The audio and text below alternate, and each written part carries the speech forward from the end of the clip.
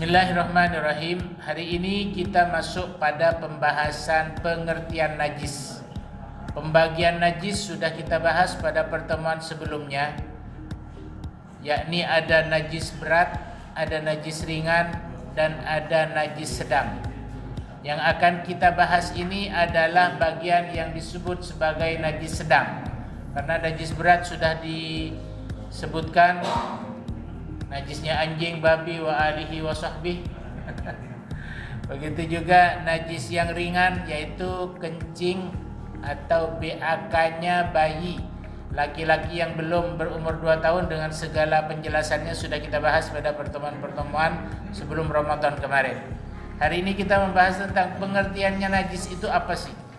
Karena salat itu baru diterima ketika ia suci dari hadas dan najis.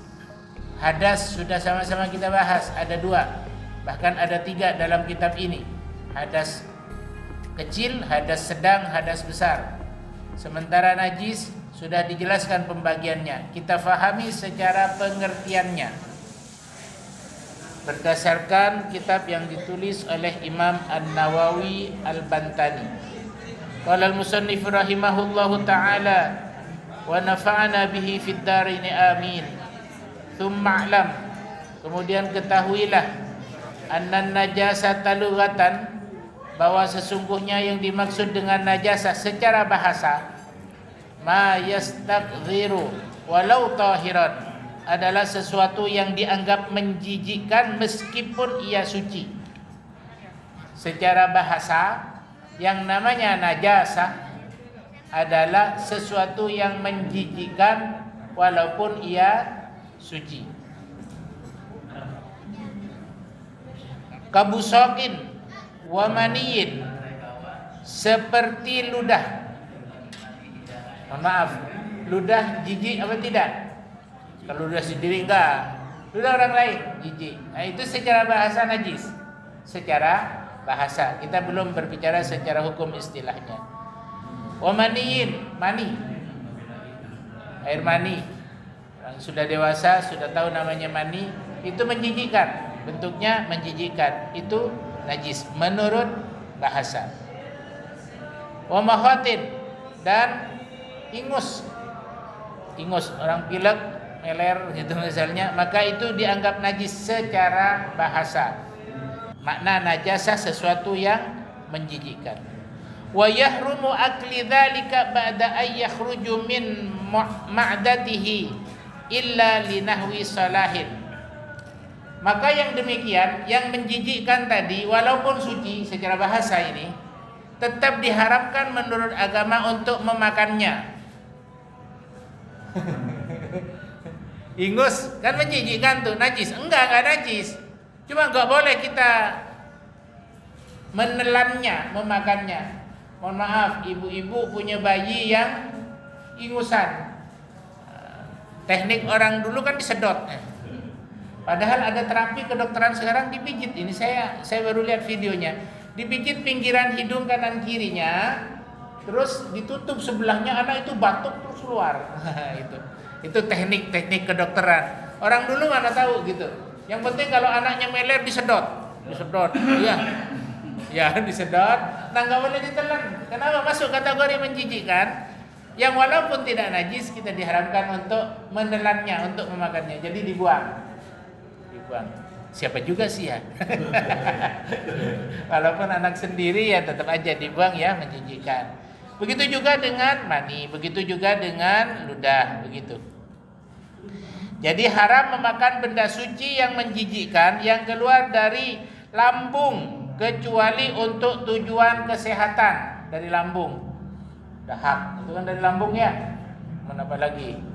Jadi segala macamnya, kecuali untuk kesehatan. Apa itu? Pagi-pagi suruh ludah sendiri itu diusapkan ke mata. Berarti cuma diusap. Kalau seandainya harus diminum tapi untuk tujuan pengobatan, itu diperbolehkan. Ini makna secara bahasa. Jadi sesuatu yang menjijikkan walaupun suci, itu najasah seperti itu. Syar'an dan secara istilah agama, yang dimaksud dengan an-najasa adalah bil haddi mustaqdirun bimakna sihhatus shalah. Adapun pengertian najasa menurut istilah adalah sesuatu yang dianggap menjijikkan yang dapat mencegah keabsahan salat. Jadi menjijikkan sehingga ia menjadi tidak sah salatnya. Ada sesuatu yang menjijikkan kepada badan kita, maka kepada tempat kita, kepada pakaian kita, yang menjadikan tidak sah salatnya karena benda menjijikkan itu tadi. Haitsula murakhasin ay la majuzin. Sekiranya tidak ada murakhis atau perkara yang memperbolehkan. Apabila ada murakhis seperti yang dialami oleh faqid tahurain atau orang yang tidak mendapati dua alat bersuci yaitu air dan debu dan ia menanggung najis, maka boleh sholat secara lihurmatil wakti. Sebisa mungkin badan kita, pakaian kita, tempat kita tidak boleh terkena najis, kecuali ia termasuk kategori murakhis, orang yang sudah tidak bisa menghindari barang-barang tersebut. Contoh, orang di ICU udah nggak bisa bergerak, banyak kabel penghubung dengan alat-alat medis, termasuk yang di hidung ada oksigen segala macam. Sementara dia, mohon maaf, BAB bahkan BAK sudah di tempat pakai pempes. Ya masa mau sholat harus bongkar dulu gitu, kira-kira begitu ya kan, lebih membahayakan kepada kesehatannya. Dia tidak bisa kemudian membersihkan itu dulu. Akhirnya dia sholat dalam kondisi yang masih ada nempel najis di badannya, masih pakai pempes gitu ya. Maka yang demikian diperbolehkan. Namanya kondisi faqidut tahurain. Dia tak bisa menjangkau dua alat bersuci. Apa itu? Air dan debu. Dia tidak bisa bersuci dengan air dan debu karena kondisinya. Orang yang ada dalam tahanan bawah tanah misalnya, yang kanan kirinya dibelenggu pakai borgol, terus ada bola besinya itu, ada ya. Pernah ngelihat tahanan di Kota Tua, kan ada ruang bawah tanah itu. Itu dulunya dipakein di kakinya para tahanan, yang kanan juga pakai. Jadi nggak bisa bergerak macam-macam. Mohon maaf, kencing di situ, BAB, BAK di situ, makan juga di situ. Dia nggak bisa membersihkan itu secara total, secara bersih. Maka kondisi yang demikian dia dalam kondisi tak mendapatkan alat bersuci. Ketidakmampuan dia untuk bersuci maksudnya. Walaupun ada air, walaupun ada tanah, tapi dia tidak bisa melakukan proses pensucian, maka ia tetap melaksanakan sholat. Namanya sholat apa? Sholat lihurmatil wakti, untuk menghormati waktu. Terkait dengan sholat lihurmatil waktu ini para ulama berbeda pendapat. Kalau di madhab Syafi'i, bila memungkinkan pada saat yang lain kita terbebas dari kondisi itu, mohon maaf, sembuh dari sakitnya, benar di ICU dalam kondisi seperti itu, tapi cuma seminggu, setelah itu sehat, maka ia berkewajiban pula untuk mengganti sholat selama seminggu dalam kondisi apa adanya tadi, walaupun dalam keadaan najis.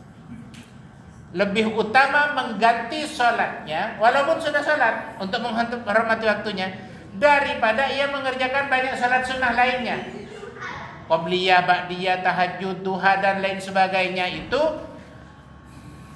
dinomor duakan, lebih diutamakan mengganti sholat yang kondisinya dalam keadaan najis tadi. Bisa difahami gitu ya. Artinya sholat itu diulang lagi. Zuhurnya berapa kali yang ketinggalan dalam kondisi seperti itu, kondisi najis dan tidak bisa bersuci dari najis maupun dari hadas. Asarnya berapa waktu, maghribnya berapa waktu, itu dihitung untuk kemudian kita melaksanakan sholat. Itu menurut mazhab Syafi'i seperti itu.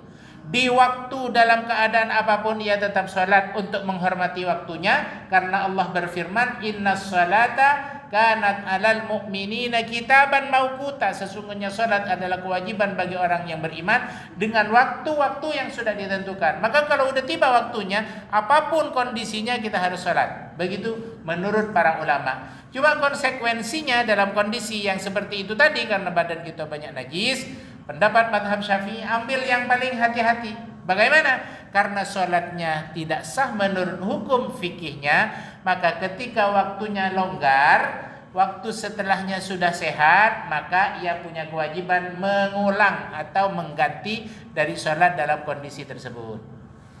Tapi menurut mazhab yang lain ada yang berpendapat cukup sholat itu apa adanya sudah, karena memang kondisinya saat seperti itu.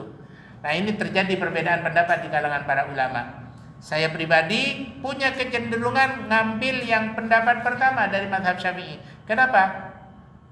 Seandainya kondisi yang betul itu harus diulang, aman kita. Tapi seandainya kondisi yang betul itu gak usah diulang, orang sudah sholat apa adanya, kok toh waktu itu gak sengaja, emang kondisinya sakit, maka sholat yang kita ulang tak ada ruginya di hadapan Allah Subhanahu wa taala, tetap menjadi kebaikan. Tapi seandainya yang benar yang pertama, terus kita nggak sholat, betapa ruginya kita ketika kita sudah tak dapat kesempatan untuk mengganti sholat yang tidak sempurna itu tadi. Jadi itu kondisi yang disebut sebagai najasah. Bila badan kita, pakaian kita, tempat kita tidak suci, maka tidak sah sholatnya. Itu yang disebut sebagai najis yang menghalangi keabsahan ibadah. Kecuali dalam kondisi darurat faqidun takharain, yang salatnya disebut sebagai salat lihurmatil waqti. Fa innahu yusalla lihurmatil waqti wa alaihil i'adah. Maka ia melaksanakan salat lihurmatil waqti dan ia berkewajiban i'adah, hukumnya wajib menurut mazhab Syafi'i. Mengulang salatnya setelah ia mendapati salah satu dari air atau dari debu, atau ia sudah terbebas dari kondisi kedaruratan tersebut. Jadi tetap wajib mengulang, bukan mengkodok. Bedanya mengkodok dengan mengulang. Kalau kodok kita sholat di luar waktu yang terlewat karena memang tidak sholat. Bangun kesiangan jam 7, maka tetap harus sholat, namanya kodok. Tapi kan ini sudah sholat, tapi adanya memang dalam keadaan najis, maka ia mengulang. Terkait dengan kodok dan i'adah ada perbedaan. Kalau kodok punya kewajiban menyegerakan, harus segera. Jadi kalau bangun tidur jam 7, aduh kesiangan, lihat jam udah jam 7, jangan ambil HP dulu, jangan ambil remote nonton. Kebetulan ada film atau apa bagus. Apa yang harus dilakukan? Karena sifatnya kotor, harus segera berwudu dan salat. Berbeda dengan i'adah. Kalau i'adah itu kita memilih waktu longgar. Nanti aja malam-malam misalnya. Ini lagi ada beberapa kesibukan yang lain. Jadi tidak harus menyegerakan i'adah. Artinya bisa mencari waktu yang lebih longgar lagi. Itu bedanya qada dengan i'adah. Jadi salat, sekali lagi saya pernah sampaikan ini, salat itu ada 3 model. Ada adaan, ada qadaan, ada i'adatan. Yang adaan salat pada waktunya. Tadi kita salat maghrib, usolli fardal maghribi salasa raka'atin adaan. Karena memang pada waktu maghrib. Tapi misalnya lagi nongkrong sama teman, tiba-tiba kedengaran azan isya. Bro, udah sholat maghrib belum? Belum. Misalnya ya, baru nyadar setelah azan isya, maka ia melaksanakan sholat maghrib walaupun sudah di waktu isya. Niatnya gimana? Usolli fardal maghribi thalatha raka'atin qadaan. Jadi ada tambahan qadaan lillahi ta'ala. Nah, kalau yang ini i'adatan namanya. Misalnya pernah kejadian kondisi sholat yang tidak sempurna tadi. Contoh di jalan misalnya, orang safar terkadang ketemu seperti itu ya. Naik bus gak bawa baju ganti, terutama ibu-ibu nih. Kalau bapak-bapak relatif bisa menjaga najis, ibu-ibu sulit.